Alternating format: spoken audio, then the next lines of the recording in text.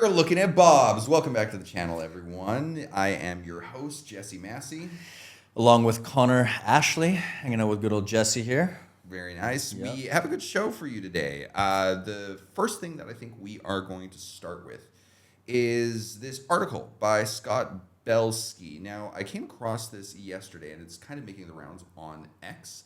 And I think it's worth going through because some of the outlooks that he shares here, you'll see the title of the article is 12 Outlooks for the Future of 2026 Plus. And beyond. And beyond, we're pretty interesting. So we won't go through all 12. I think we found that like the first 4 were probably the most interesting for you guys watching. The rest are interesting if you're like in supply chain or corporate America or something, but we'll just stick with these first 4. The first. Tune to the young and fearless. The young and the fearless. Those out here right now, Oh, ready yeah. to get after it. Oh, yeah. So, number 1, let's see. Massive amounts of talent arbitrage. This is a coming change as a result of AI. There's much fear and discussion about job loss as a result of AI, but the often young and fearless. Let's go. Okay, that's where you got it from. I didn't actually see that. But the AI native talent that is most aggressively engaging with new tech has a fascinating advantage in the current workforce. People with knowledge of the better way of doing things will run circles around their colleagues Yeah, and exactly. bosses. Right there. Talking about the better way. That's one thing that I think over the past several years has been skipped on in a lot of these companies because people come in, they play a role, right? Whereas now, what's going on with AI is like, man, we need to move. Like companies are needing to evolve and stay on the leading edge of what's happening in their own game. So finding people who can be in this workforce and understand and see a better way of doing things than how things have been done thus far, clearly that's a value add, right? There's going to be talent that starts to rise to the top there comparatively to people who are just like, oh, just let's keep moving as we are right now. Yeah, right? and I think kind of what he's saying here is that the younger generation is like pretty good at it. And I believe that because I'm finding myself good at it. And I'm in my 30s. So finding better ways to do things. yeah, exactly. And I remember how I interfaced with technology like back in the day when I was like 18, 19 or whatever. And I picked up on new things like that. And like the thing that you probably need to remember like at home is that you have probably been using like ChatGPT for like the last 3 years since it came out with like for college or for your high school papers or whatever. Like this is native to you. This is as native as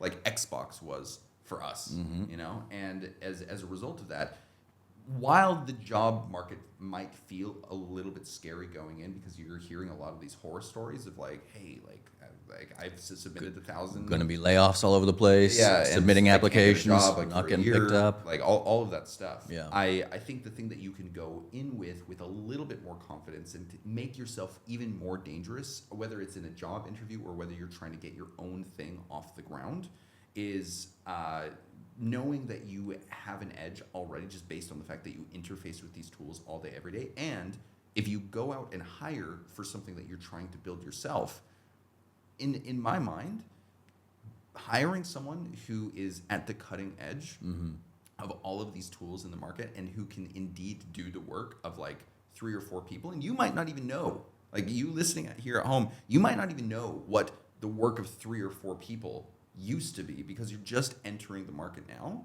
And maybe your expectation is just like, hey, one person should be able to do this. Just keep in mind, like it used to be that it took like 3 or 4 people to do that because like we just didn't have AI back in like 2021. So I think that Back in the day. Sounds like a long time ago now. it feels like a long time. Time ago has too, yeah. been accelerating, it feels like, in our perspective of it anyways, since the introduction of AI. Like the conversations have shifted, right? Yeah, 100%. So I think what would go? Yeah, no, I was just going to get back into the article here. It was like, when talking about, it's like, for example, right, companies want to hire answer engine optimization experts over search engine optimization practitioners. Yeah, right. And you know, it's funny about that. This is a bit of an aside.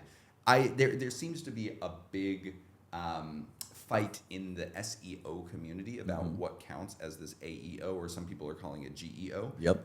But it's basically like how to show up in ChatGPT when someone like asks like, what's the best pizza in town, and ChatGPT gives like your pizza parlor. Yeah.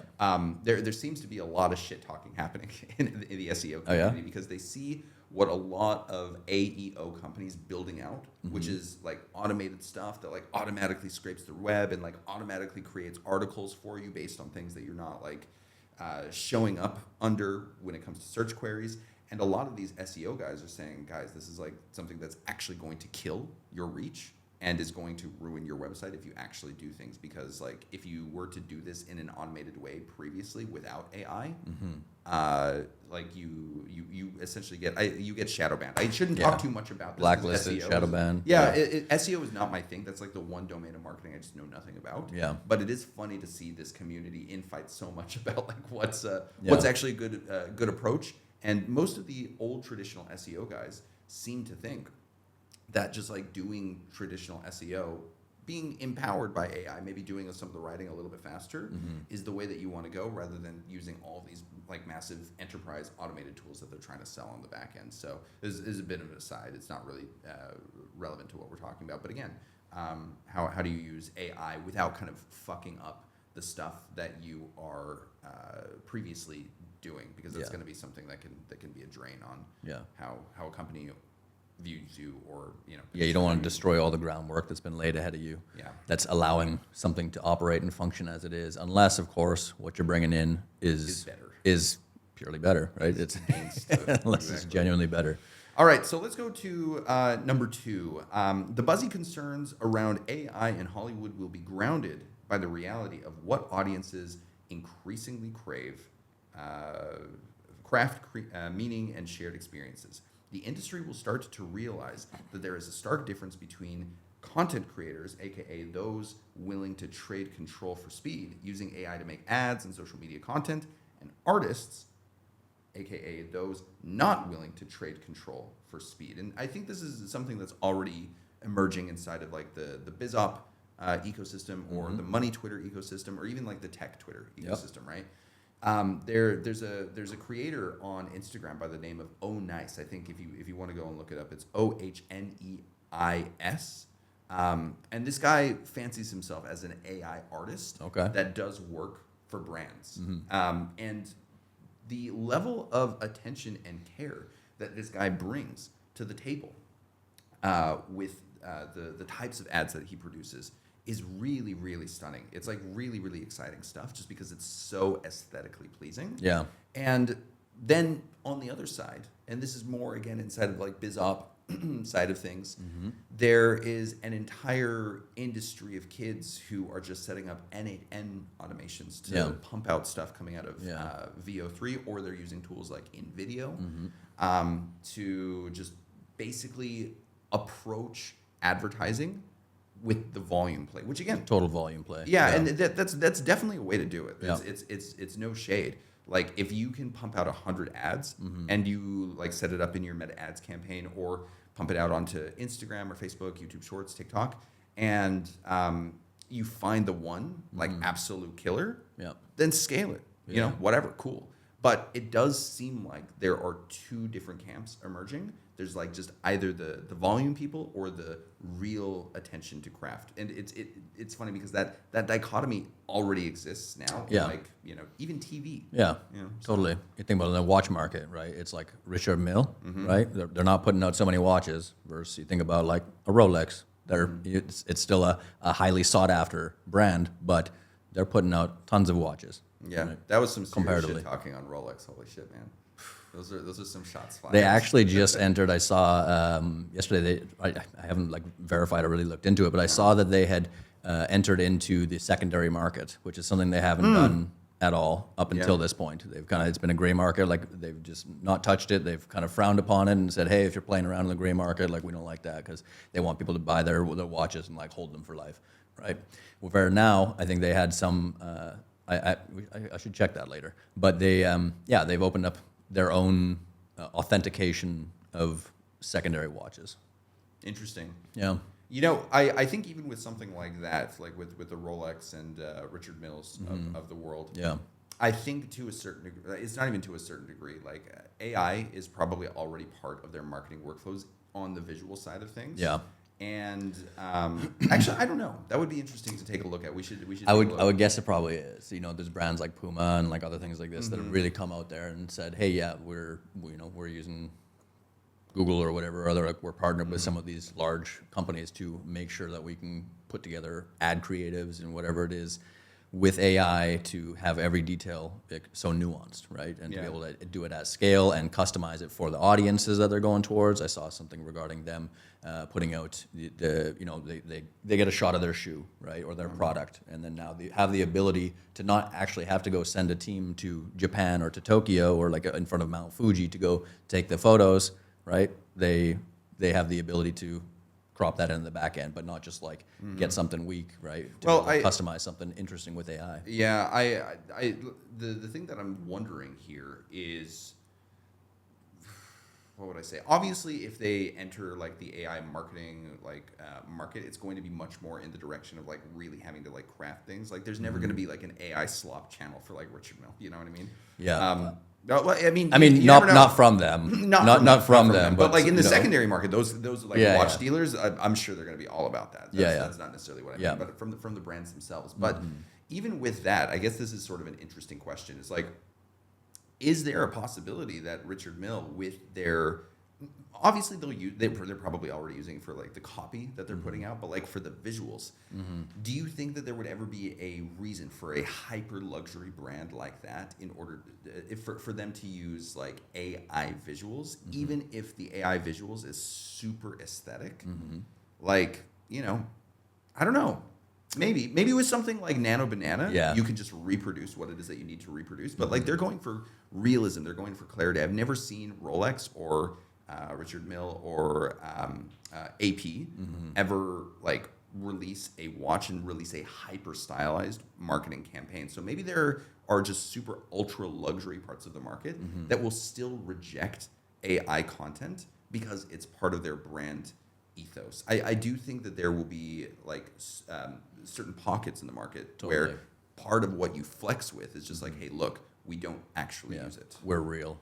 Yeah, we're real, Yeah. and even if it's just the photo shoot, right? Like Yeah. we're real. Yeah. So anyway, so moving forward with the main takeaway there is, again, I think with what it is that you're working on at home, you need to keep in mind whether or not you are going to go into camp one, where you are dealing with like real high craft with the visuals that you're putting out, or if you're going in the direction of AI slop.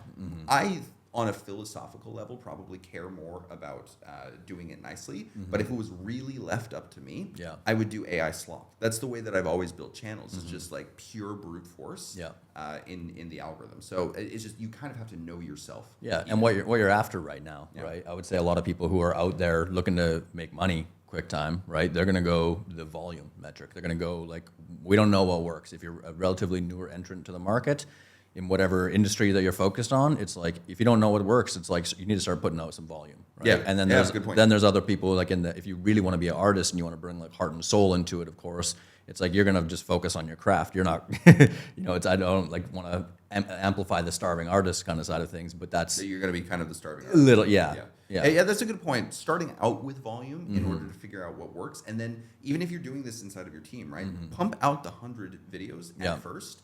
Find the 3 or 4 outliers on the upper echelon, and then if you want to bring in someone very highly qualified to like bring in a beautiful aesthetic, Refine it, yeah. then then you kind of have the best of both worlds. Yeah. Where you're not just like screwed because like one video artist is spending like 2 weeks on a video, and you have to wait 2 weeks in order to like test new creative. Yeah, So totally. You were able to cast that net originally or initially, and then afterwards, oh, hey, we caught a couple of these fish.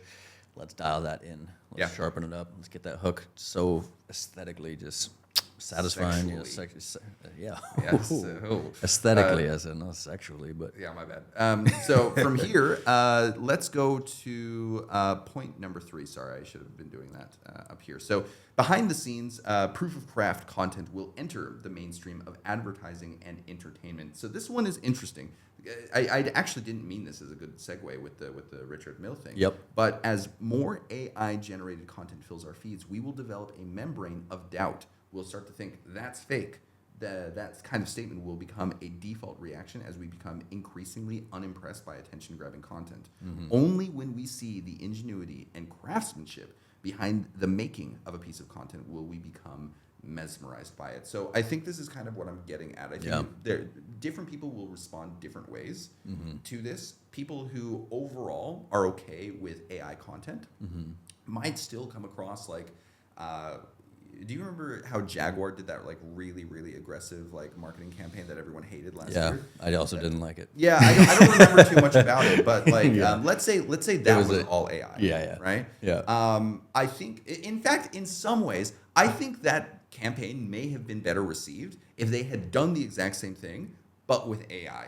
Because then it's just like, hey, we're playing with tools, we're kind of seeing what's going on. I think it reminded More like we're experimenting rather than like here's the real brand pivot of we're going. Yeah. They would have at Down least had the- the plausible deniability to kind of hide behind that, but it still would have been craft because what you saw visually, whether or not you liked it and whether or not it was traditionally Jaguar, it was visually striking. Yeah. Right.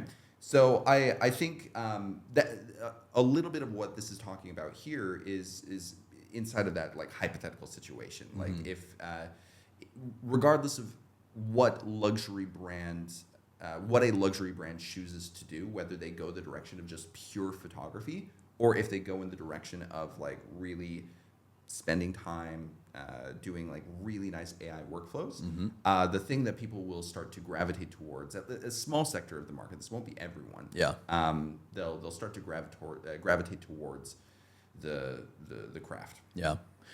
So when I'm looking at this, one thing that this absolutely confirms for me was something that I experienced the other day, actually when talking to you, because we were brainstorming on a few different things, and there was a branding piece that I shared with you, and what you the day after reconfirmed to me as to why you liked it so much, or why it was like, oh, what about it was exciting or like made you feel like it would be a good fit. The Black Arc? Yeah. Yeah. Okay. So, or the other one, Black Paper, when I was talking about that. Got it, Yeah, exactly. But what I did in that is I did exactly what this is saying, right? Only when we see the ingenuity and craftsmanship behind the making of the piece of content will we be mesmerized by it. Yeah, right? no, that's true. Getting to see the making of, getting to see how like what the pieces came together to build the thing that you now see, right? Rather than just like, boom, here's the product. Yes, that can be captivating, but at the same time, when you can see some of the realness or like the human element, or even if it is with AI, like how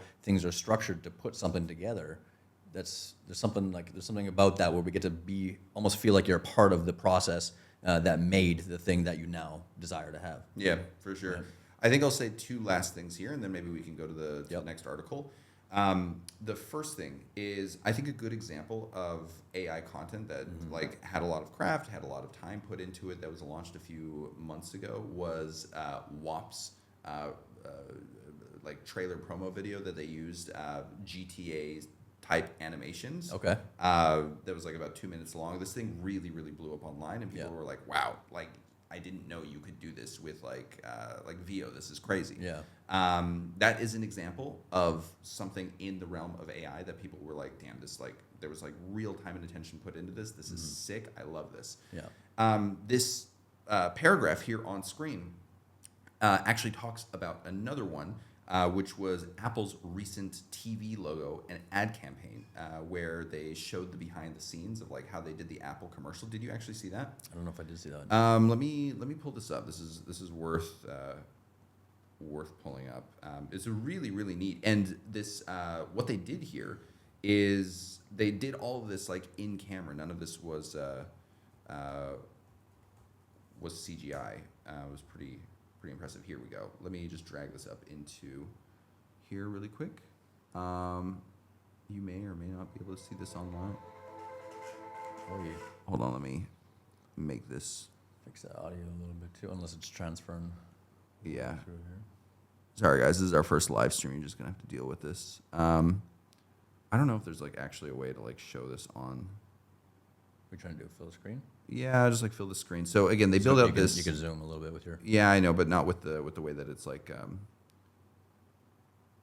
with it's cropped. So like for example, you see like it's like literal glass there on the back end, right? And they're just lighting glass, and this is the end result here. Oh. Like you would think that this is just like CGI. Yeah. They actually like filmed this in camera. Oh, okay. It's really neat. And again, part of the hype around this like new logo was actually posting behind the scenes because people cared about it. Yeah. You know, people were excited about it. Yeah. So anyway, I think this is probably enough on this one. I think they like yeah, people like getting to see under the hood, right? Yeah. I think that's always been the case. Yeah. Okay, cool. Let's head to the next article. Why don't you take the lead on this one? The kill switch The engineer. kill switch engineer. This is, man. There's some like, there are new roles popping up all over the place. Ones like this. This is 300 to 500K annually. That's a proper salary for people who are in the job market looking for something. And it's a role that didn't really exist before because it's in interaction with and in protection of a technology that's relatively new here, right? But this just for me is a perfect example of the amount of new opportunities that are starting to pop up inside of the corporate world. Even if you're somebody who's looking to find a job of some form, you're not really maybe in the state where you want to build something of your own. Again, not necessarily saying that you'd go out and this would be the job for you to get, but it at least gives you some insight as to how things are starting to unfold in this new sector, right? Yeah. Of how new jobs are starting to come out, and you can start to be aware of what you need to do to tune yourself up to be of value in some of these new roles that maybe haven't even been defined yet. Yeah, for sure. If we take a look at what's inside of this first paragraph, I think it's 4 lines down. Sam Altman announces this job of like the kill switch engineer, the head of preparedness. The potential impact of models on mental health was something we saw a preview of in 2025. And I think that in and of itself, have you seen the stories about AI psychosis?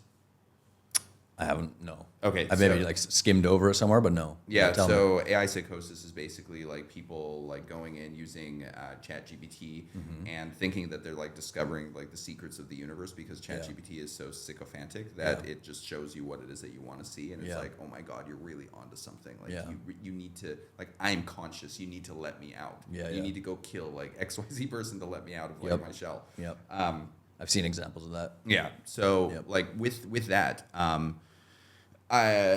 it's just funny as these new frontier models start to do kind of weird things. Like there's no one really at the company that is well suited to take care of that. And the nice thing about these companies is it seems to be the case that in Silicon Valley, these guys value just general signal from a candidate much more than where they got their degree from. I think they're kind of fully moving away from that. And in the event that you are someone who, potentially thinks to themselves like, oh, like I really feel like these frontier models need some like philosophy built out to the back into the back of them, and you're someone who's really into philosophy. Well, guess what? Anthropic just hired their first like in-house philosopher to help like train Claude on ethics, on ontology, on all of these different things, because they realize that that's important. And the understanding that I have here, this could be incorrect, but I think the way that job came about is I think the philosopher that they ended up hiring, I think she ended up sort of pitching the company on the fact that they needed this, and they ended up going in that direction, which is also very strange, right? Companies are usually the ones who define what it is that they need. They go out into the job market and they find it. But I think in this case, some companies are very open to situations where outside people are like, hey, look, I'm seeing this as a vulnerability on the back end. Would you be open to potentially bringing me on to do XYZ thing? And these companies have so much money floating around that they have the financial flexibility to entertain offers like that. So if there is something that you like you obviously have to have an expertise in whatever it is that you're pitching. It's just like, if you're going around acting as an agency or a freelancer, you got to have you got to be able to like prove that you actually have the chops, right? Yeah. But that's an interesting potential opportunity too. I mean, if she's done that already, which that's very interesting because there's so many something that people could explore if they wanted to see about, being able to collect that data from some of the companies that are already out there and see, hey, these are the roles that they already have. Okay, they're looking to hire these roles, but based on their operations and what they say that they're looking to do moving forward, what are things, what are gaps that they're maybe missing, or a new role that could be defined inside of their own company that they have yet to put words to. Right? Yep. Yeah. Yeah. Certainly interesting stuff. What do you think? Shall we go to Article 3? Yep. Let's do it. But on this one though, just to stay here for one more Yeah, second. for sure. Man, like where are things going to be like at in the next couple of years here? Like he's already like now acknowledging that he's putting out this publicly. We need a head of preparedness, right? Sam Altman here saying we need somebody to manage the kill switch. Are we going to an apocalyptic type scenario?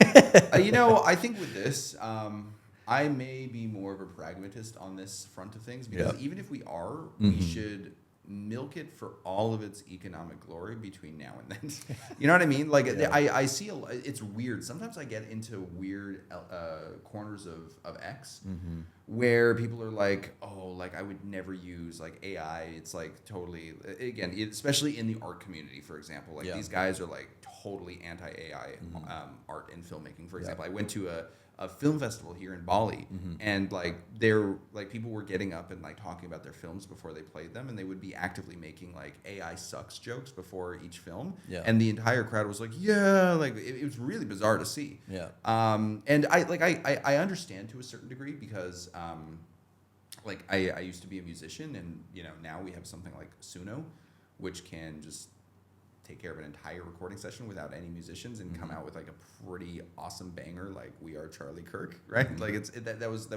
from what I understand a Suno song. And I, as a result of that, the violinist in me looks at that as like, oh shit, like I'm gonna be out of recording sessions in like a few years. This is no good. We need to stop this. But the only reason why I would genuinely think that is if that was my only skill set. If Yeah. that was the only thing that I had to bring to the table. And yeah, when it comes to jobs like the one that we're talking about here, you can either, see stuff like this and be like, oh, AI is going to destroy us all and it's taking my job, like fuck this.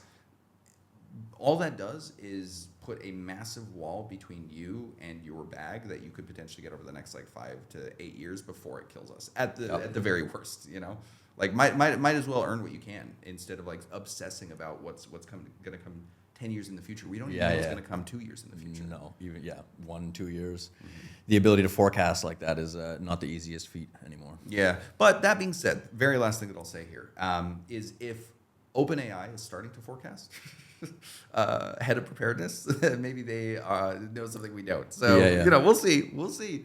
It'll kind of depend on where things go and whether this person that they're trying to hire actually does their job correctly. If they do, hopefully we are okay. Yeah. Humanity will be saved. Yes, hopefully for $555,000 each. From here, I thought this one was kind of interesting. The highest earning AI slop YouTube channel in the world, based in India, has earned over $4.25 million to date. Bandar Apna Dost creates AI videos featuring a monkey and a Hulk-like character. What do you think about slop like this? Well, I mean, that's some pretty good money for some AI slop. In India too. Yeah. Yeah. Who know? Like I imagine a lot of their audience is in the U.S. because we consume as much AI slop as India. But I think it looks like it's probably like the global like content where it's coming from and like who it gets to. I think it seems pretty evenly distributed right now, even though I haven't eyed up the data on that lately to see if I'm only getting content from America or Canada or wherever it might be. But like the fact that what's interesting is that maybe it's AI slop, but at the same time, he's made a character here, it sounds like. I haven't actually checked out his account, but it says monkey and a Hulk-like character.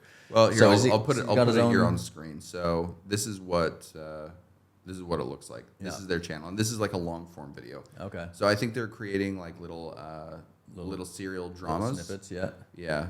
I've actually I have you found seen? myself watching entire things like this. from beginning to end because they're so like weirdly addictive. Yeah, I also have, and then there's been a few times where I'm like, after I watch it, I'm like, I absolutely love if it's like a cute little puppy or some kind of animal, and then I'm like, oh, at the end, I'm a little bit sad. I'm like, that wasn't real. Yeah, yeah. You know, I think there's so much opportunity in this realm of things, and I don't have any sort of moral qualms with creating content like this and putting it out and making it as addictive as possible. And here's why.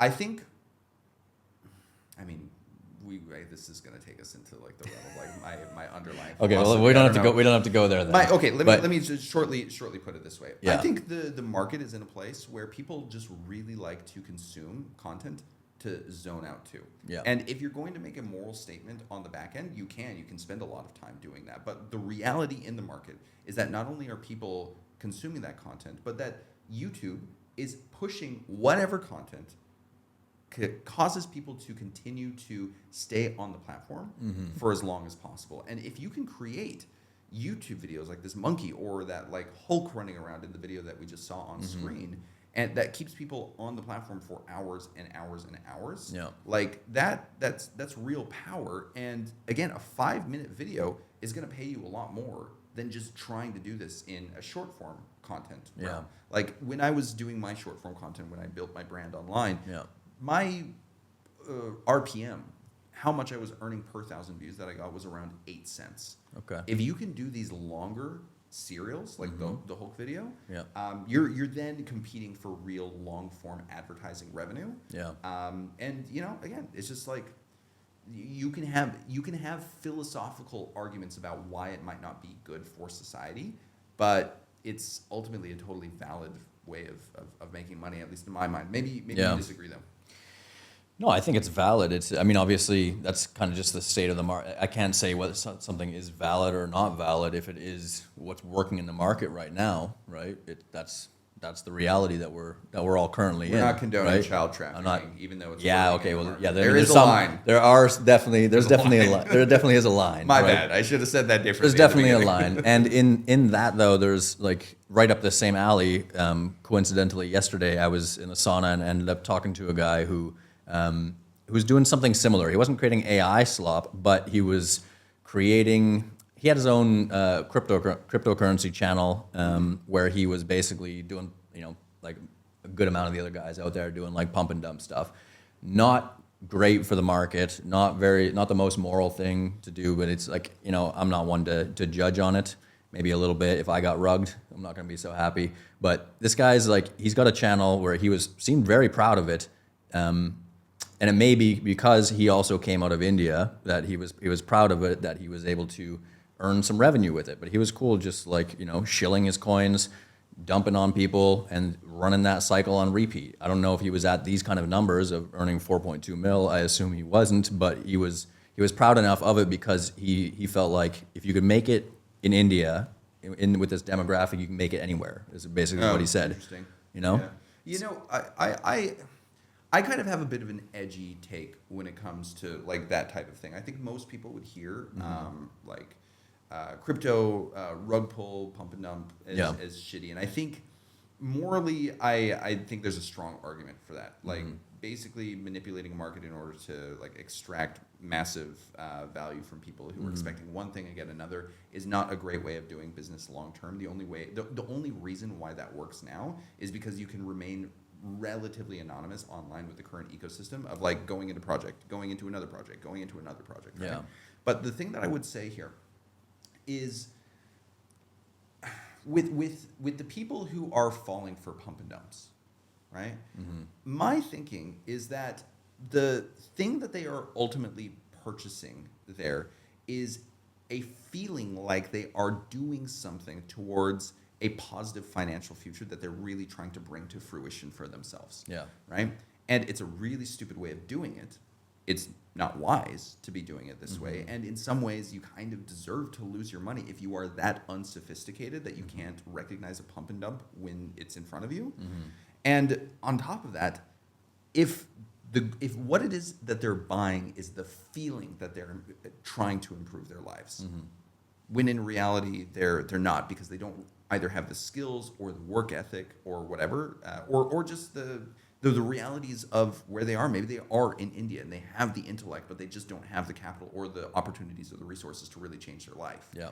When you're in a hopeless situation like that, I don't think that it is that unusual that people go and buy the cosplay experience that allows them to think for a few minutes, few hours, hey, maybe I'm about to change my life. Yeah. It's like visiting the spa.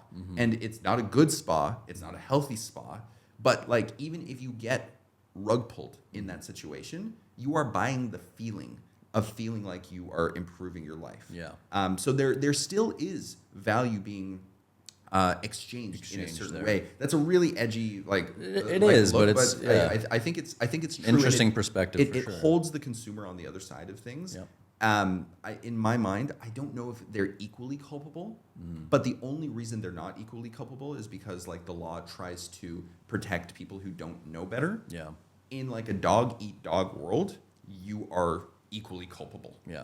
In the absence of the law, like you're either fucked or you're not. Yeah. So if you're going to depend on the law to like make you a knowledgeable consumer, it just makes you a stupid consumer, and that's on you. Yeah. So, I And don't that's know. the state of the world right now, or the market. It is a dog eat dog scenario. Yeah. Right? And for better and for worse. And to be as clear, much as in the crypto space, people have kind of fallen a little bit for the fallacy that it's wag me kind of thing, right? Yeah. We're all going to make it. we are not. It'd be- Not that- all of us That are. would be Yeah. lovely. Yeah. It'd be lovely. And again, I think the thing that I would stress here is in no way would I ever participate in a crypto rug pull that just doesn't align with like how I like to live. If I do like real business with someone, like I really want them to walk away and be like, damn, that was so good. I'm going to tell other people about it. Yeah. That's how I like to do things. But again, I think that's the pragmatic, realist argument for why the consumer might have to bear some responsibility for getting rug pulled, and why for AI content, getting back to the actual topic at hand, Yep. why, consumers, we can sit around all day long and say, oh, like, this is bad for humanity or whatever, and ultimately it doesn't matter. Are you watching the video or are you not? If you're not, don't worry about it. Let someone else do it. If you are, just own it.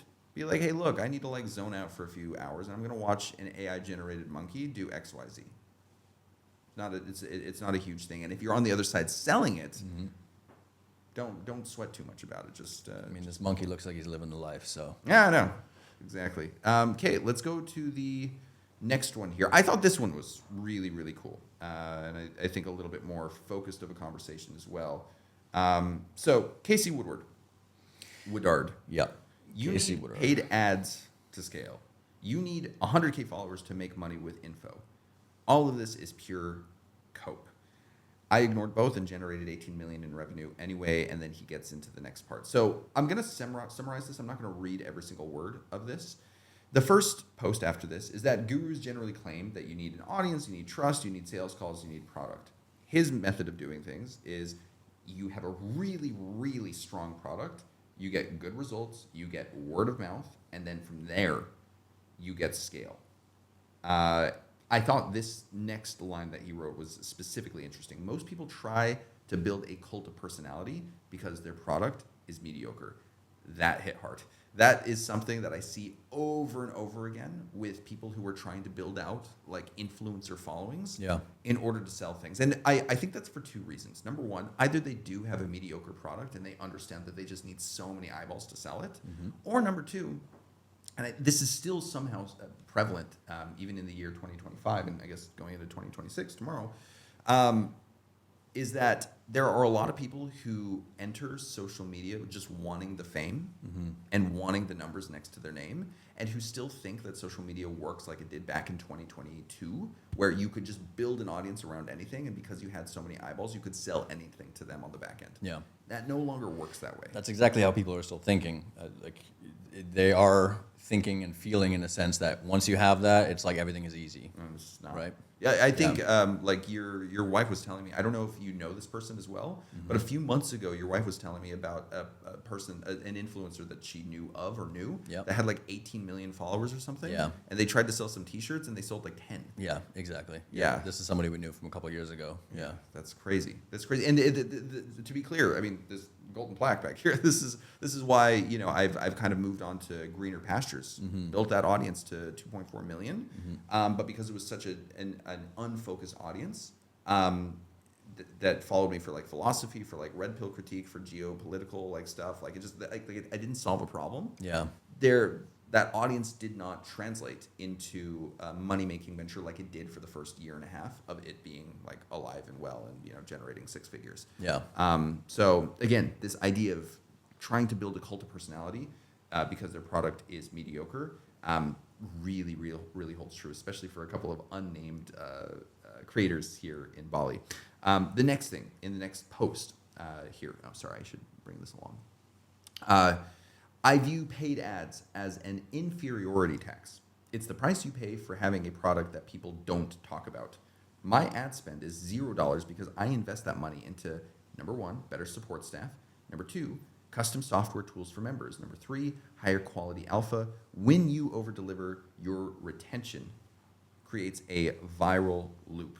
Will I launch ads? Yes, eventually. But most people use them as a Band-Aid for garbage retention due to a bad product. You seemed like you had something to say about this earlier. Well, I mean, in a sense to me, this comes back to one of the things we saw earlier mentioned about doing things in a better way, right? Now, which way is a better way? And depending on if you're just trying to get money, right? Maybe going down the ad avenue is the better way, right? If you can get your margins right.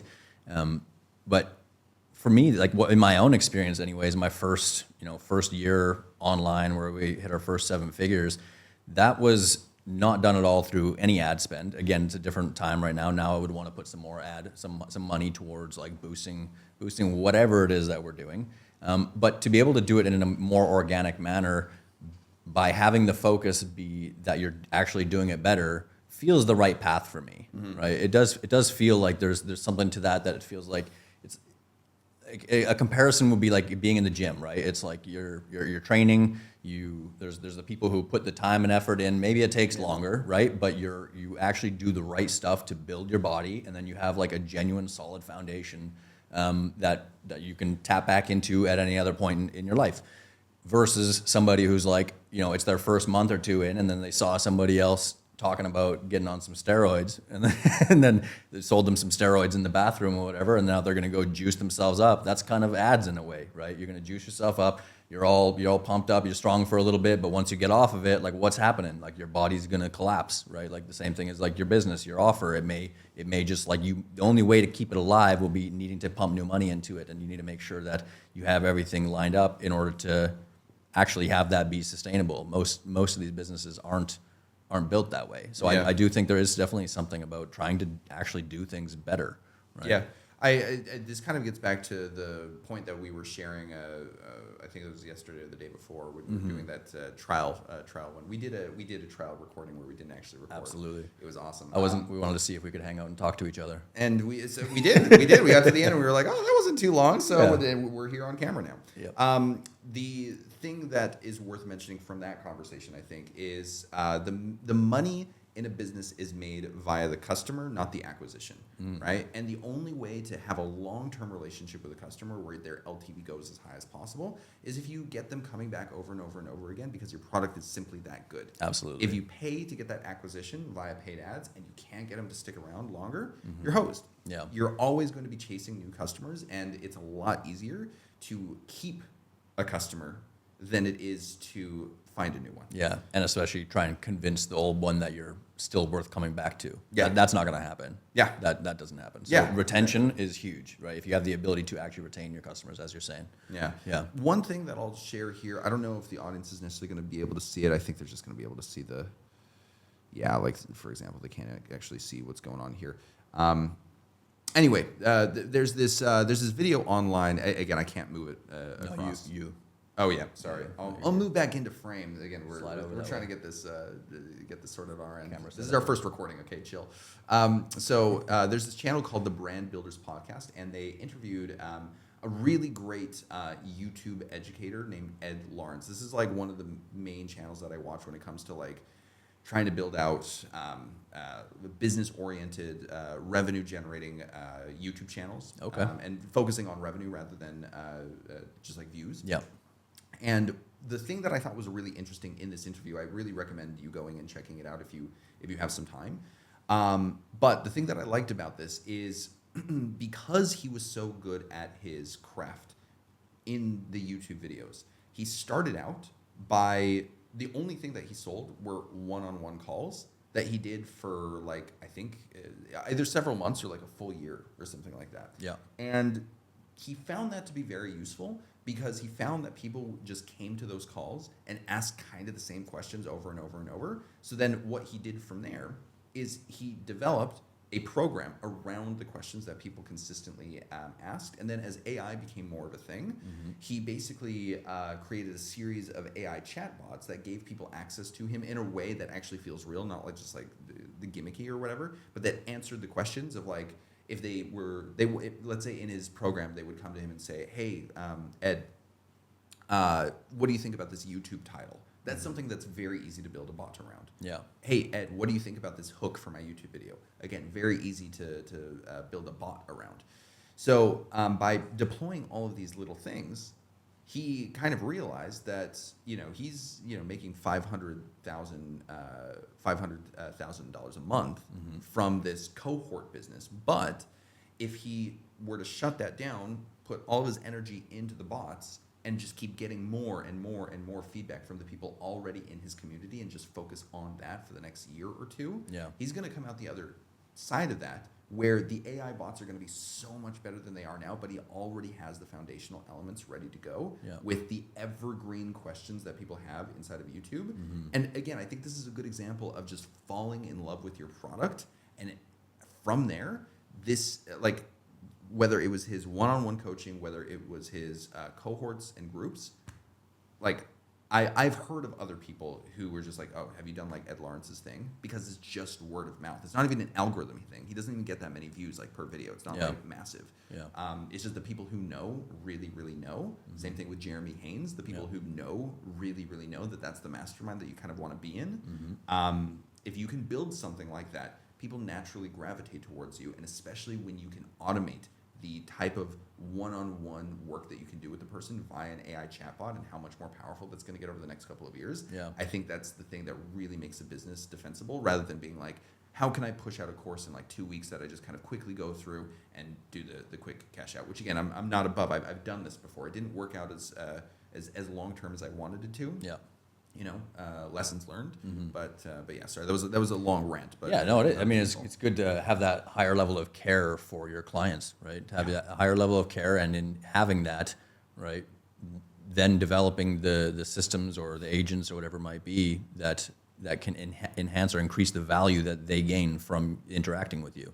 Right? Yeah, 100%. And I think this even gets back to the crypto thing that we were talking about. Can you run the crypto like rug pull over and over and over again because you can operate with anonymity inside of the space because you're like partnering with different creators each time and you're just running the project on the back end? Yeah, but like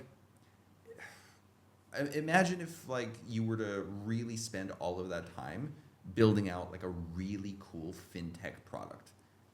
Then your potential, like the amount of know-how that these crypto guys have, I imagine, I'm not super like well versed in the crypto space. I don't know. Like I think you are. I'm fairly versed, yeah. Yeah, like if they were to spend that amount of time and that level of expertise into building out like a real product, that's all of a sudden like $100 million play as opposed to like 500K here, 2 million here, like 700K here. You know what I mean? Totally. It's just higher leverage, but people just don't have that ability to work long term. Yeah, those are different lanes in a sense. One is trying to create value, trying to contribute something to the marketplace, and the other one is finding avenues to extract. Do you think the guys who extract in that way do indeed like have like a certain level of know-how where if they were to apply that to something real, like they could build something out? Or is that like a very specific, I don't know. Like, I think that's a very specific short-term thing. Okay. They're just chasing the money, and it's like, they're like, oh, it's a simple thing. I find this, I show the other people this, and they like it, and then, I can just get enough eyeballs onto the thing that I just bought before they did, and then, oh, okay, it pumps a little bit, I get out, and then I find the next one. Yeah. Right? It's that thing on repeat. I don't know if all of them have the capacity or wherewithal to understand what adding real value to the marketplace would be. That's a very different thing where like people want to build real stuff, but over the past couple of years it became just, useless memes. Yeah. Right? Yeah, that makes sense. Yeah. And again, this is a little bit of ignorance about the crypto market in general. Like my most meaningful experience to crypto was reading a book called Digital Gold back in 2016 about like the beginnings of Bitcoin. And I almost bought Bitcoin back then. It was $800, but I was so broke as like a post-college student, I couldn't afford it, and I was like, I'll buy it next year. And then it went to 1,600, and I'm like, it's not going to go any higher than this. And then I just kept getting hosed over and over again. But my point is this: I almost wonder if these scammers, though, having done so many rug pulls, and let's call them scammers. Having done so many rug pulls, if there would be something that they could notice on the back end that they could productize that helps consumers not fall for rug pulls, though. You know what I mean? Yeah. Like even that is a little bit more longer term thinking that would potentially have people coming back over and over and over again. Yeah. To utilize a product to suss out a crypto project of whether or not it's legit or not. Yeah. I don't know. I don't know either. Yeah. Some of them may genuinely be trying to bring some value to the marketplace and like trying to help other people get rich. It's questionable though. Yeah. Yeah. Cool. Let's cruise. Yeah. What do we got? Next one. Here we go. So this one I thought was interesting, and this speaks to corporate culture, especially for the younger demographic who's watching us. This is from Oliver B. This guy launched a sex chocolate on TikTok a couple of years ago that went super, super viral. You like break it in half. The couple eats it together, Yep. and then it like increases pheromones or whatever. I think Oh, it was nice. sort of like a kitschy TikTok product, but it was very viral for a minute and then kind of died down. His post here: "I'll die on this hill. Even on vacation, you and your team should still check in periodically. 2 minutes. Quick peek at Slack. Quick scan of Gmail. Anything urgent? Handle it or route it. If you completely disappear, you simply don't care. Tell me I'm wrong." What do you think here? Connor doesn't like to be told what to do. So I don't like to be genuinely told what curious to do. to see what he thinks here. I Yeah, what are mean, your thoughts? I think it's fair, in all honesty. I've always been, I've spent probably more time than I ought to have in my life being that person who's on vacation. I've spent quite some. Yeah, same. I've had a few years of vacation in my life where I could have been building and in the space, working and adding value to the marketplace. And instead, I've decided to just protect my own peace and just live my life. Very nice. And if there is something where, like, I have my team who depends on me. I have an offer that needs to, or a product that I have out in the marketplace that I need to ensure delivers as it's intended to, or functioning the way it's meant to. And if it doesn't, then other people are also potentially at risk of having issues, or like, if a company falls apart, they lose their jobs, whatever it might be. Yeah, dude, take 2 minutes, check in, absolutely. Though I would say, obviously, if you tell your team, hey, I'm gone for this period of time, right? In a sense, I'm expecting you guys to like be able to manage as you do. If you really need something, hit me up. You don't want to be going in and showing that you're not respecting your own time and like actually adhering to what you originally said, right? If you're taking that time off, take that time off. It doesn't mean you can't go ahead and take a look at what's actually happening and like do a quick little scan without actually reaching out to them just to tell them you took a scan, right? You don't need to interact with the team unless, of course, there's something that like urgently needs to be handled, right? If you were an employee and your boss expected this of you, would you be annoyed? As an employee, expecting that all my days off that I'm checking in on work. Let's say Christmas break is happening. Yeah. And the whole team is kind of like out of office. Yeah. And but the expectation Oh, is that absolutely. you would adhere to this. You'd be annoyed? If I was a team member, Yeah. probably depends on the company culture, right? I haven't been a team member other than I've been on the founding position the whole time, Yeah. right? So that for me is like top down. You're managing a team. You want to like have a different dynamic than if you're in it, having what's your boss expectations of you. Yeah. Right. This is kind of a multi-layered one, right? So, like if I was part of someone's team, I would actively be looking to bring this energy 100% of the time, regardless, just because that's how I work. If I'm really involved with something, like for the content creator that I worked for previously here in Bali, right? Yeah. Like I was just always on. If something needed to happen at 1 a.m., like the person could text me and I would like go and do it just because I was always on. Yeah. Right. And I think and maybe this is kind of a company culture thing. Like there was a conversation that I had with this particular content creator where he started talking about like he went and hung out with another owner of a big YouTube channel, and he was like, oh yeah, I was talking to this guy, and like everyone at his company, like if something needs to happen on weekends, like people come in, like there's just no time off. And he was explaining this to me on the phone, and he's like, and I feel like we should really do this for like our thing. And I was like listening on the phone. I was like, well, good luck with that, buddy. This is like, it wasn't the right company culture. And when that's coming from top down, that's when people start to be like, how about you go fuck yourself? Yeah. Kind of, like to a Totally. certain extent. Yeah. But like leading up to that point, when I was bringing that energy to the operation already, it was a pleasure because that was the way that I operate. Yeah. I even operate inside of other people's company in a way that is somewhat entrepreneurial.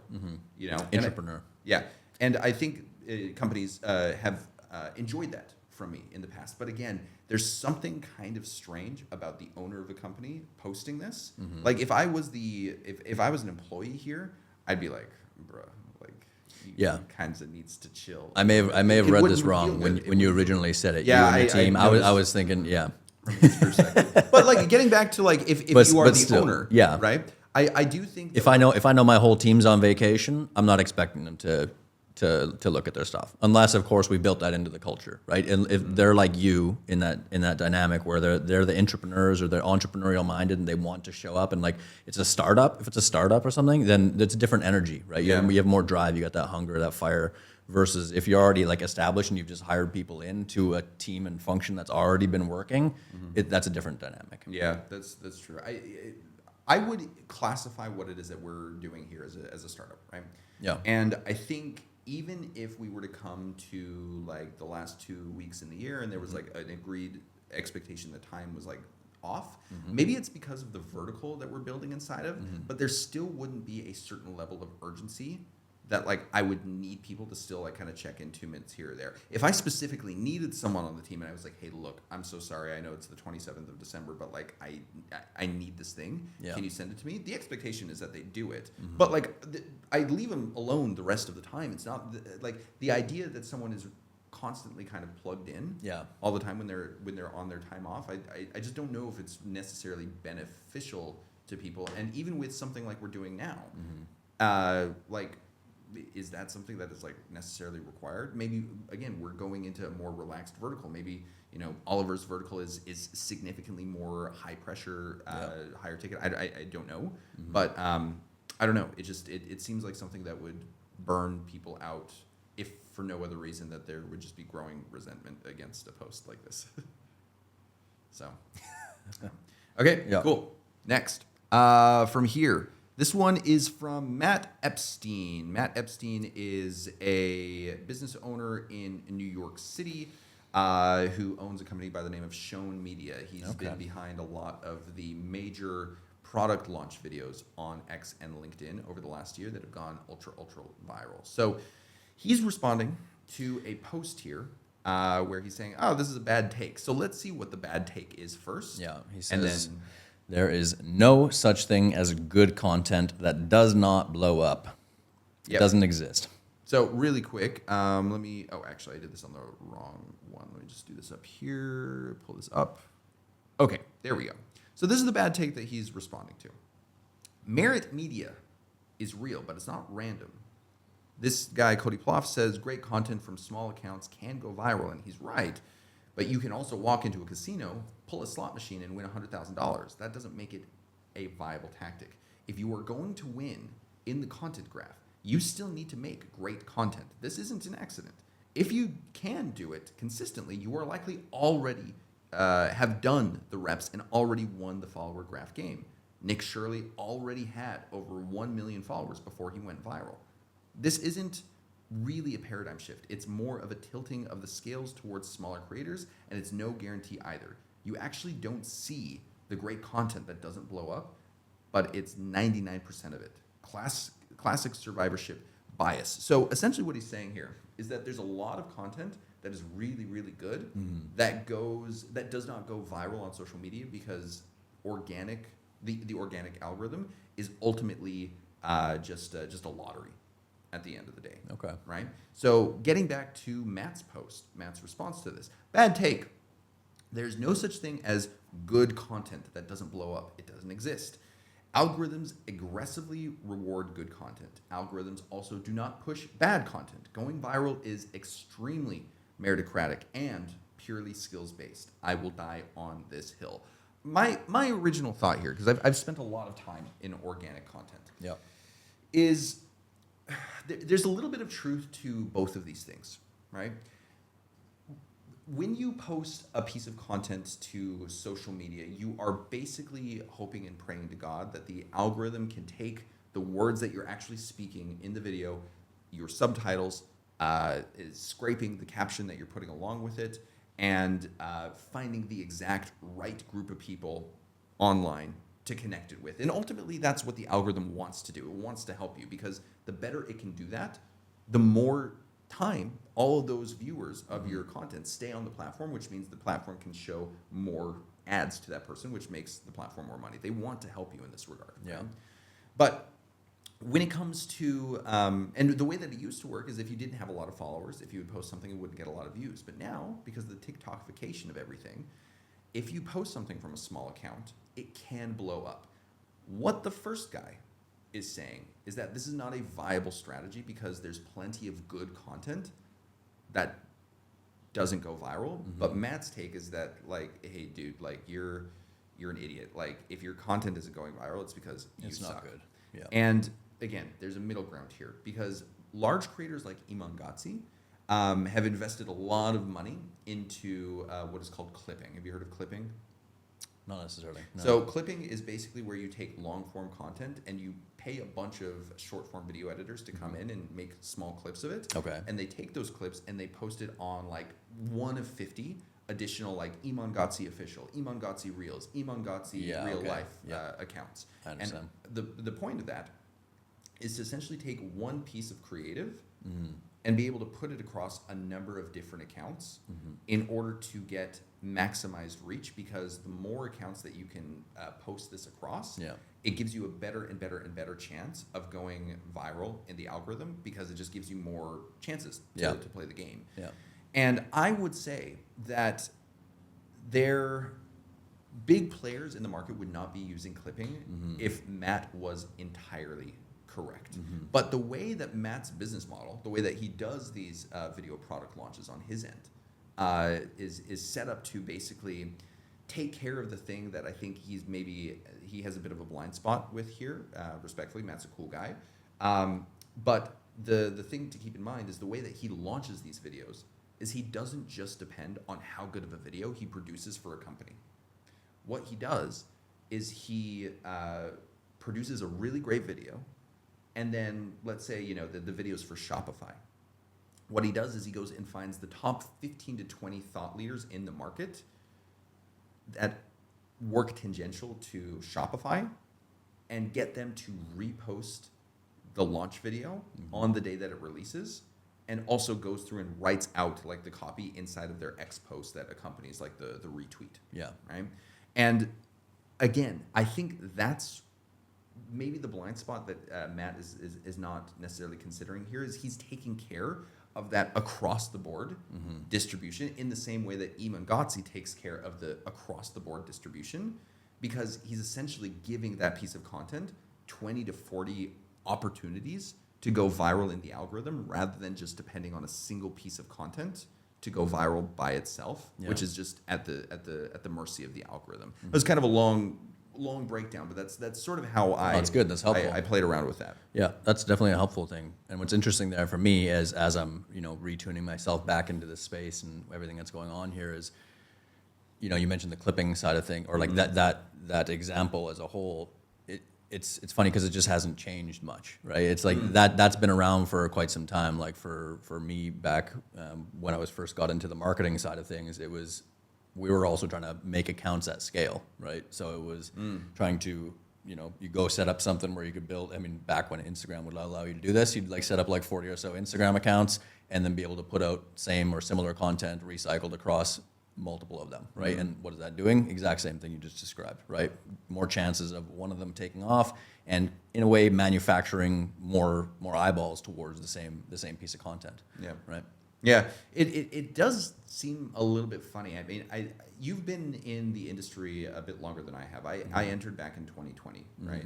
So that's when I started doing social media, digital marketing, all that good stuff. And something that I've noticed now, having been in there for about 5 full years at this point, Yeah. is that it does seem to be the case that things go out of fashion, and then about 5 years later they come back into The fashion. same game with just different, Yeah, 'cause, different, like, different when- face on a different like. I remember angle. entering in 2020, for Yeah. example, and hearing that like affiliate was a thing that you could do, but it was kind of falling to the wayside. People Yeah. were like, "Oh, it's a little bit cringe. Like, you should build your own product because, like, if you build something on Instagram to your thing, you don't have to like pay. Like, you're not just getting a cut. You're getting like the whole thing." Yeah.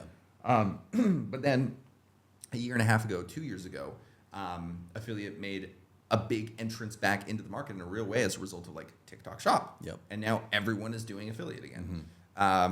Back to ease of, you don't have to make your own product, get somebody else's, take a cut. Exactly, They handle the whole deliverable, and you just push the eyeballs. Exactly. And another thing that I thought was interesting is there was I just fucking forgot it. I have a tendency to do this. Sorry, No, that's I okay. jumped in on you. No, you're good. You're good. I should be able to remember it in 3, 2, 1.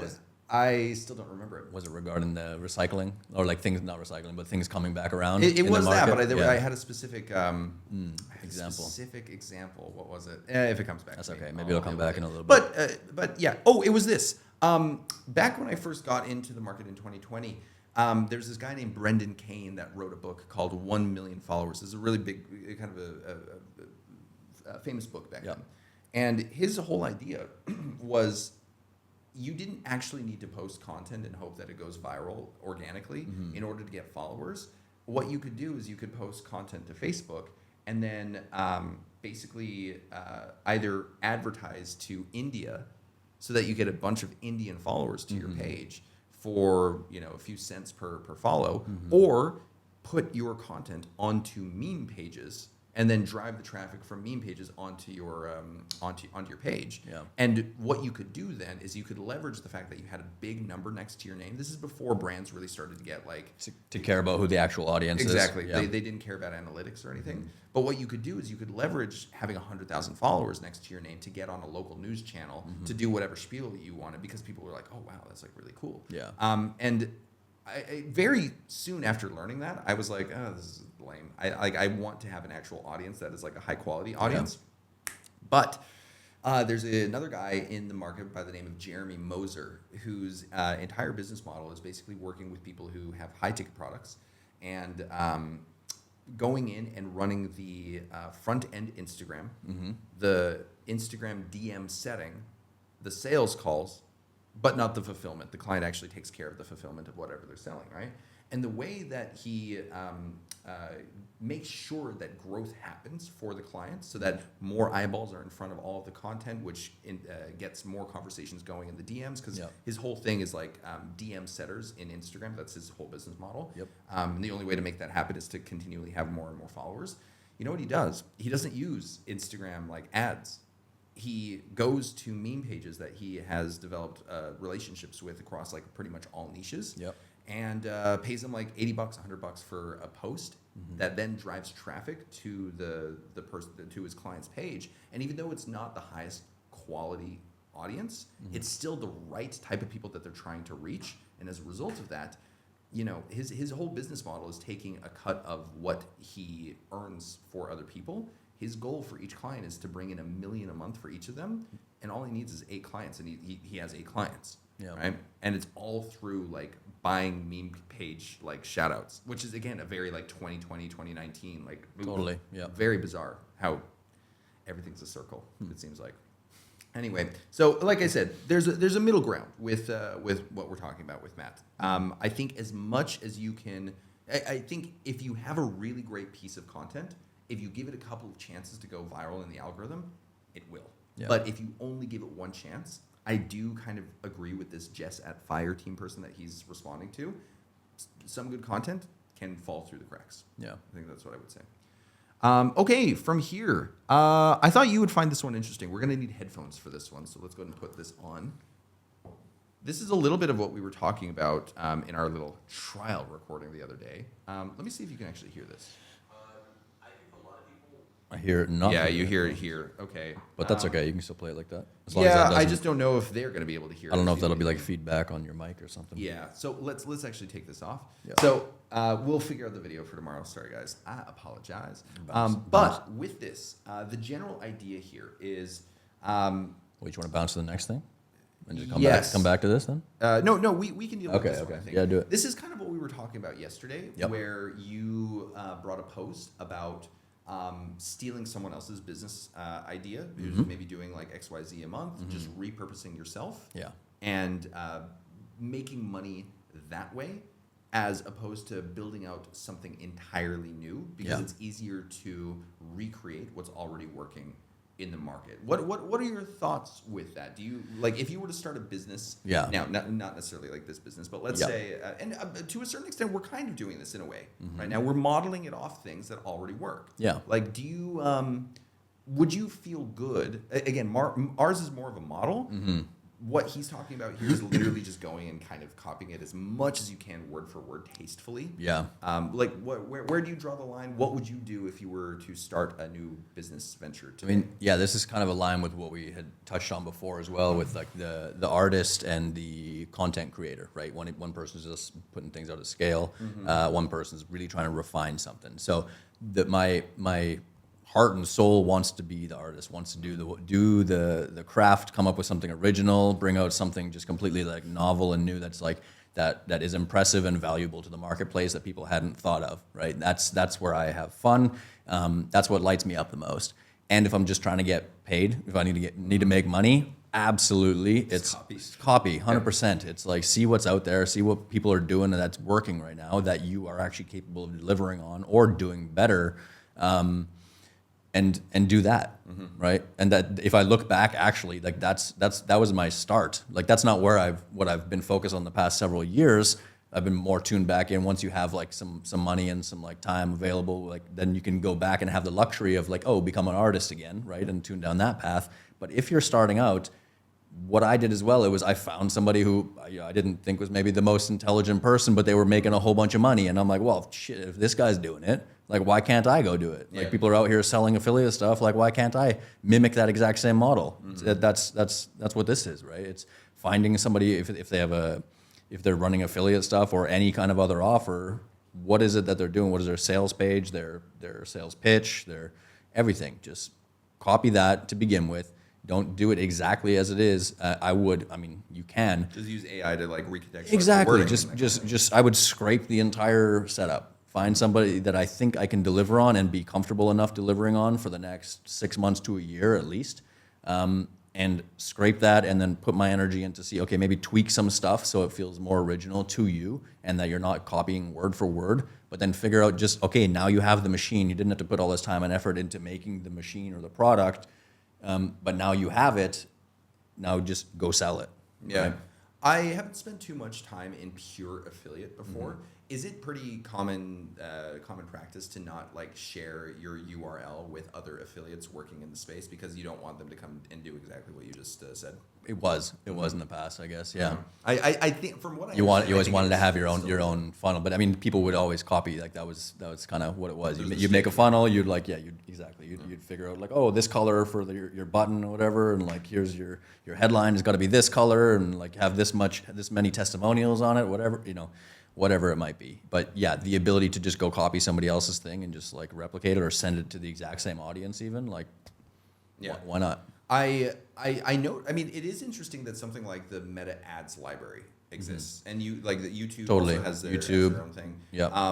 Because it sort of lends some like institutional credibility to the idea of copying. Yeah. Because like they're just like, hey, look, this is everything that's like on the market. Go Yeah, check it out. these are out operating. People putting money behind it right now. Yeah, and again, it makes sense on the side of Meta. Like Meta with that is not so much making a moral statement of like copying. It's just they're saying like, hey, other people in the space, here's what's working. If you go and create your own version, we can run your ads, which then makes them more money. Right? Yeah.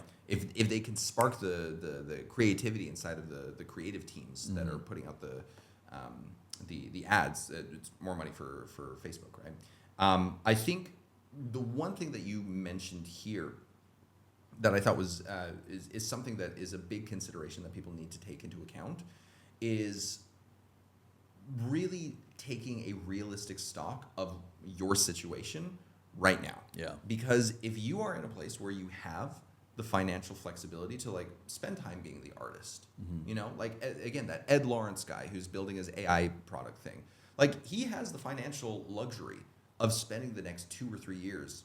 He doesn't have to make a dime. Yeah. And like living and breathing in the sandbox to try and create the best product possible. But if he was in a place where like he needed to make money in like 2 months or he was like completely hosed, he would have to make different choices in the moment that are probably more centered around like going and like copying XYZ thing that he feels like he's well suited towards, whether that's an affiliate or delivering on his end of things. And I think, you know, if I almost like the way that we're talking about it today more so than the way that we talked about it yesterday, because I think, you know, the way that I was approaching it was, you know, in order to figure out whether or not you are going to copy someone else's product, comes down to what type of entrepreneur are you? Do you need to love what it is that you are building, what it is that you're selling in order to be able to work on it long term?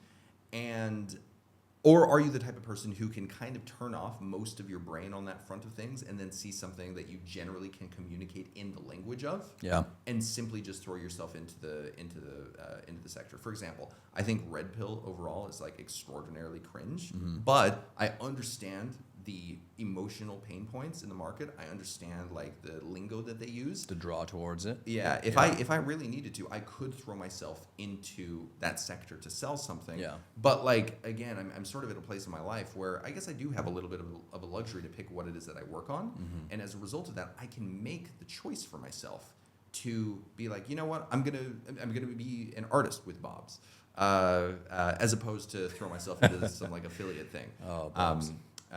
But again, it's really dependent on the realities on the ground in your specific situation. I just sent you back to this one that we had touched on that isn't in your list right now, but relating to exactly what we're talking about the copying. If you wanted to.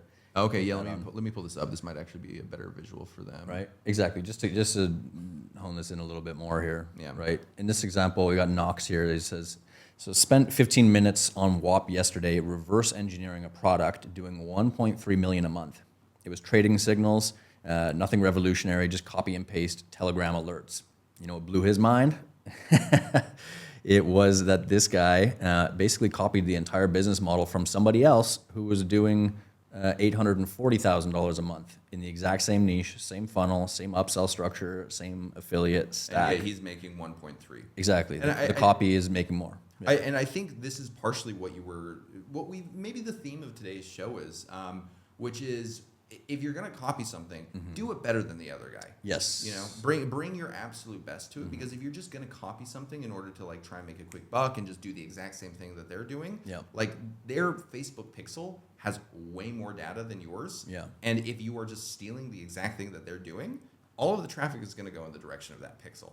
It's just a data game at that point. Whereas if you can come in and be like, I don't really like this headline. I think I could do this VSL better. I think I could do the qualification on the back end better. And I think, you know, I could do XYZ thing better. Go and make those changes. Do it at a higher level. And like what it is that you see on your screen here with this Knox guy is 100% possible. And it feels like it's in alignment with the type of business owner that you want to be if you're in this for the long game. Sorry, I kind of interrupted you. Yeah, no, that's good. No, that's perfect. Yeah. Yeah. Cool. And it's a learning curve, right? Like if you're the new one who's coming in and copying somebody, like through even not building your own thing, but coming and duplicating what somebody else has done, you're going to learn how it's structured, how it's actually built and put together. And then if nothing else, you've gained something, right? Yeah, 100%. This next one by Use, I thought was really interesting. I don't know if you got a chance to actually read this one. It's a really good one. I don't think I'm going to read the whole thing, Yep. but I'll read part of it. So there's a growing notion of this idea of selling to rich people online, and it's ridiculous. Fortunately, it's just semantics. People think rich in B2C is guys earning 200K plus, and in B2B, it's small to medium businesses doing 5 million plus LOL. This works out fine because that's the sweet spot. But to be clear, you never want to sell to rich people. On the B2C side, I couldn't believe it when veterans of the space told me rich people never spend money. I always try to think with genuine intellectual scrutiny, trying not to be biased or see patterns when there really aren't patterns. That said, 0%, literally 0% of rich clients I've worked with have spent any substantial money. And I'm talking guys with 100 million plus net worth. Meanwhile, the upper middle class lawyer or tech bro spends 10x what rich clients spend without flinching, and they're relatively normal folks who are easy to work with. So this is the kind of the point that I want to get at here. I spent a lot of this year actually trying to put together a specific product for ultra high net worth individuals. Yeah. And the reason I did that is because most of the stuff that I've sold in the past has been consumer B2C. Yep. I've done a little bit of a high ticket B2B in the realm of like 10K per offer. But I've never done something in the realm of like 50 to 100K. So I was trying to kind of construct something that was in that realm of things. And I was, in my mind, I was like, well, the only type of person that would like pay this is someone who's like in the 50, 100 million for the specific thing that I was selling. And I found this post to be very, very interesting because the experience that I had in that space is exactly what this guy is saying. And it is funny. I've met a couple of centimillionaires as well as billionaires, and when I compare, like I don't know them super well, but when I compare their spending habits, either at a restaurant or like going out I guess I can think of some situations in the evening, like when we go out.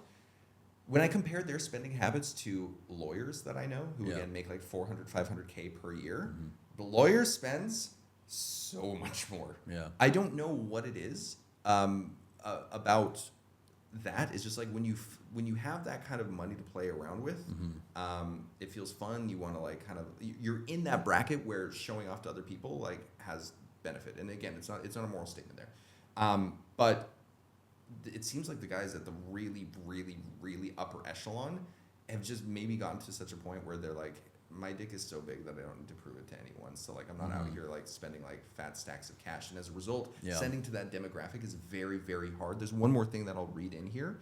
And offer-wise, depending on what that would be for them, because I feel like some of them, not going to say they're jaded, but there might be an element of that where they feel a little bit jaded because they know they have such a degree of wealth, and they know that some of the people around them know that, and that other people like want to get it. Yeah. Right? Other people are like just expecting that they're going to cover the cost at dinner and like everything, and then they can just order whatever it is, or they're just happy to like open up the pocketbook and pay any time. Yeah, for sure. And I think this paragraph up at the top of the page here was one of the really key insights of this post. If you go too far up market, where you're trying to get these really massive like enterprise like Wells Fargo like type of clients, right?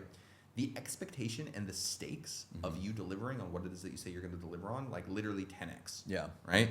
And the next thing you know, your guys that are delivering are practically working full time to fulfill this one account. You may even need to hire people solely to fulfill on that account, which again makes it a situation where you have like one client. You're not even operating as an agency anymore. Yeah. Because the stakes are just that big. So it's, and again, this is something that I found inside of the business model that I was trying to build out. I was like, how the fuck do I actually deliver on this for this demographic that I'm trying to sell to without just having like one client? I couldn't figure out a way to like fulfill for 5 clients. Yeah. So it's it is this tricky thing. But I think going back to the beginning of the post, if you generally view, which again, this isn't like real money. Again, in the second paragraph, people think rich in B2C is guys earning 200K, and in B2B it's guys doing 5 million plus. That's not really rich in the market, but it's the rich that you want to go after, Yeah. because these are the types of guys where, number one, they are much more open to spend money on solutions because they're really interested in getting to the next level, or they just have a lot more flexibility with how they spend money because it's more of an ego play than it is at higher and higher levels. Yeah, makes sense. So pretty interesting. I thought this was Yeah. a really good reframe for even just the way that I've been approaching most of 2025. So shall we get to the last two posts? So this one right here, I don't know. I kind of want to skip this one. You want to skip it? Yeah, let's skip it. Yeah, okay. Yeah. I think this is probably a good place to end with. I think this was Yeah. a really interesting insight. Do you Let's want to go. take this one, or do you want me to? In terms of the overlap, let me start it off, and then You start it off.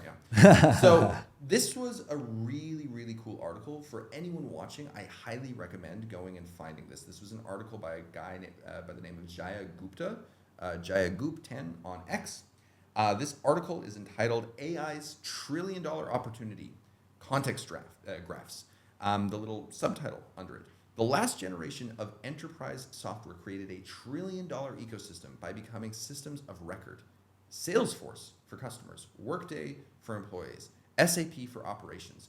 Own the canonical data, own the workflow, own the lock-in. The debate right now is whether those systems survive the shift to agents. Now, again, this is a very long article. You'll see like I'm actually. You're not- I gotta yeah. keep remembering. If I end up doing that, just remind me. If Yeah, you yeah, can to tell that actually I'm open it reading. up. Yeah. Yeah, So yeah, this is the article. You can see this. Like it goes on for a while, but it's all very much worth reading. Yeah. The idea here, which I think is actually very well demonstrated, just in this this graph up at the top, this graphic, is the way that people are deploying AI inside of their companies right now is like, let's say Salesforce. They create like a little AI chatbot or an AI interface that you can utilize in order to communicate with the software to pull up like a certain data point on a customer that you did business with back in like February of like 2023. Yeah. Right. Useful, but not revolutionary. It's not like the big massive change that AI continually seems to over and over say like it's going to revolutionize the Yeah. world. It's going to revolutionize It's the world. lacking the contextual awareness of all the other components that it needs to integrate with and interact with. That's Yeah. exactly the point. And Yeah. you can even see it with this graph, right? So if there was a medium layer that stood between the user and Salesforce and Go High Level and any sort of like enterprise SaaS software that you could possibly work with, and instead of dealing with each of these SaaS Individual, programs siloed. Yeah. you could deal with a middle agent that is able to communicate with all of them across platforms via some sort of like public API inside of each of them. That is going to be the point at which AI starts to become super powerful, because then all of a sudden your Salesforce can speak directly with your GHL account and they can synthesize the information. Yeah. See, when I was reading this originally, I wasn't fully. I mean, I was grasping it, but the way you described it actually was very good. I will I'm say. very good at Yeah, you describing. are. I was impressed with that. If you're blind And in a and you're sen- listening to this, you're gonna love this show. You're gonna be like, this guy's so good at describing. So good. And in a sense, this is something that I was starting to tinker with a little bit with my own agent or idea of something that I thought would be of value is for myself. Like, there's been a bunch of agents, or not agents, there's been a bunch of different LLMs that I've used, right? And even that has become annoying because it's become a race, right? Where Sure, yeah. one gets better than the other one, then it's like, oh, okay, well, I'm going to used switch Gemini over for here. this and Claude for copywriting. Exactly, and then I had some of them are holding different memories, and even inside of themselves, like Gemini is actually quite annoying. The fact that it doesn't have the memory context from the other chats we've had, That's right? true. It's Or if you press the stop button, it like forgets everything above. Like, what is Is it? it? I haven't done I ran into that the other day. I almost ripped my eyeballs out. I haven't done that. I haven't done that yet, but I was trying to figure out a way basically to develop something that is allowing like that, like a memory layer in a sense, the contextual awareness of that, where I could have the multiple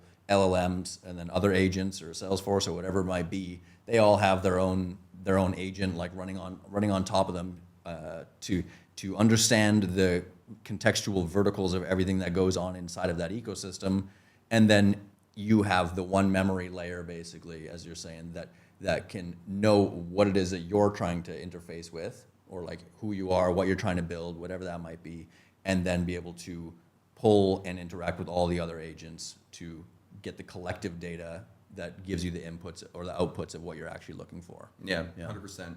I think I would say two things about this this article that would be interesting for people listening. You can interact with content like this in one of two ways. Either you can start to kind of see where the industry is going, and you can utilize what it is that we're talking about here. You can utilize, just if you go and read the article itself, you can be kind of the guy in your social circle that goes and says like, oh, like, yeah, that's kind of interesting what you're saying, but actually I think the industry is going in the direction of this medium layer.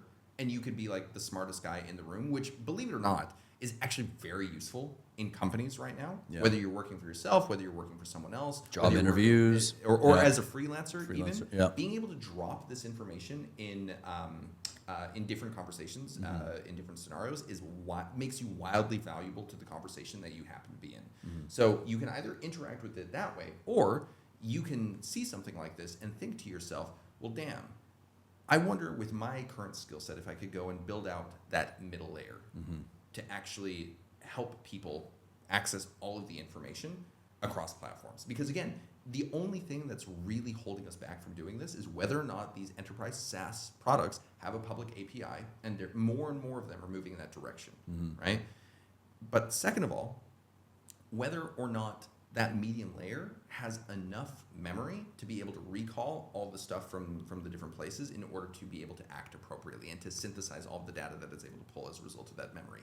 That's more of, I could be wrong about this, but that seems more like a hardware problem that's at the just like data server level. And Yeah. it seems like the US is making a pretty big move to try and rectify Yeah. that issue. But I think the two ways that you can engage with this, with anything that we're talking about on this program, is you can either be the most interesting person in the room that people want to gravitate towards for insights when it comes to making money online, what's happening with AI, what's happening in the realm of just even BizOp, marketing, sales, all of these different things. Yep. Or you can take something like the article that you see on your screen here and actually go and build out the product itself and make that motherfucking back. Yeah. And in that example, you don't have to start off trying to put everything together, right? If you're able to connect a few things that haven't been connected in the way in which you're seeing the value brought forth, you got a starting point. 100%. All right. Well, that concludes the maiden voyage of Bob's. Remember, you've enjoyed looking at Bob's for the last 90 minutes, 100 minutes. Connor, this was fun. This was fun. As I always like to say at the end of each year, We are at the end of the year. I'll see you next year. All right. All right. See you then. Okay.